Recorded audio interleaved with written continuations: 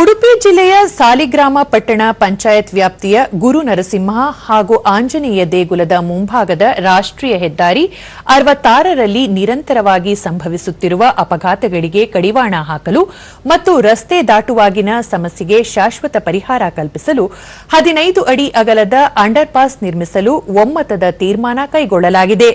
ಈ ಹಿನ್ನೆಲೆಯಲ್ಲಿ ನಿನ್ನೆ ಉಡುಪಿ ಚಿಕ್ಕಮಗಳೂರು ಲೋಕಸಭಾ ಕ್ಷೇತ್ರದ ಸಂಸದ ಕೋಟಾ ಶ್ರೀನಿವಾಸ್ ಪೂಜಾರಿ ಸ್ಥಳಕ್ಕೆ ಭೇಟಿ ನೀಡಿ ಸ್ಥಳ ಪರಿಶೀಲನೆ ನಡೆಸಿದರು. ಈ ವೇಳೆ ಶಾಸಕ ಕಿರಣ್ ಕೋಡ್ಗಿ, ರಾಷ್ಟ್ರೀಯ ಹೆದ್ದಾರಿ ಪ್ರಾಧಿಕಾರದ ಅಧಿಕಾರಿಗಳು, ದೇಗುಲದ ಆಡಳಿತ ಮಂಡಳಿ ಸದಸ್ಯರು ಹಾಗೂ ಸ್ಥಳೀಯ ಮುಖಂಡರು ಉಪಸ್ಥಿತರಿದ್ದರು.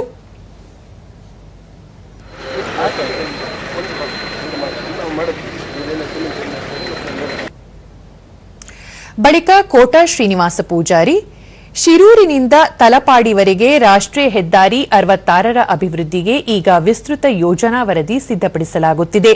15 ಅಡಿ ಅಗಲದ ಈ ನೂತನ ಅಂಡರ್ ಪಾಸ್ ನಿರ್ಮಾಣದಿಂದ ಭಕ್ತರು ಮತ್ತು ಸಾರ್ವಜನಿಕರು ಯಾವುದೇ ಅಪಾಯವಿಲ್ಲದೆ ಸುರಕ್ಷಿತವಾಗಿ ಹೆದ್ದಾರಿ ದಾಟಿ ಸಂಚರಿಸಲು ಅನುಕೂಲವಾಗಲಿದೆ.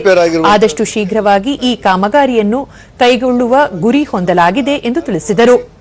ತಲಪಾಡಿವರೆಗೂ ಕೂಡ ಸ್ವಲ್ಪ ಹೆಚ್ಚು ಕಡಿಮೆ ಇರಬಹುದು, ಶಿರೂರಿಗಿಂತ ಆಚೆ ಅಥವಾ ಈಚೆಗೆ ತಲಪಾಡಿವರೆಗೂ ಕೂಡ ಈ ರಾಷ್ಟ್ರೀಯ ಹೆದ್ದಾರಿಯಲ್ಲಿ ಎಲ್ಲೆಲ್ಲಿ ಬ್ಲ್ಯಾಕ್ ಸ್ಪಾಟ್ ಅಂತ ನಾವು ಗುರುತಿಸ್ತೇವೆ ಮತ್ತು ಎಲ್ಲೆಲ್ಲಿ ಫ್ಲೈಓವರ್ ಆಗಬೇಕು, ಎಲ್ಲಿ ಅಂಡರ್ ಪಾಸ್ ಆಗಬೇಕು ಅನ್ನೋದನ್ನು ಗಮನದಲ್ಲಿಟ್ಟುಕೊಂಡು, ಉದಾಹರಣೆಗೆ ಕಾಸರಗೋಡಿನಿಂದ ಕಣ್ಣೂರಿಗೆ ಹೋಗುವಾಗ ಆ ರಾಷ್ಟ್ರೀಯ ಹೆದ್ದಾರಿ ಯಾವ ಗುಣಮಟ್ಟದಲ್ಲಿದೆಯೋ ಅದೇ ಮಾದರಿಯಲ್ಲಿ ಮಾಡಬೇಕು ಅಂತ ನಮ್ಮ ರಿಕ್ವೆಸ್ಟಿನ ಹಿನ್ನೆಲೆಯಲ್ಲಿ ಈಗ ರಾಷ್ಟ್ರೀಯ NHನ ಇಂಜಿನಿಯರ್ ವಿಭಾಗದವರು ಈ DPR ಅನ್ನು ಮಾಡ್ತಾ ಇದ್ದಾರೆ. ಧ್ರುವ ಅನ್ನುವಂಥ ಸಂಸ್ಥೆ ಅದನ್ನು ಟೆಂಡರ್ ತಗೊಂಡಿದೆ.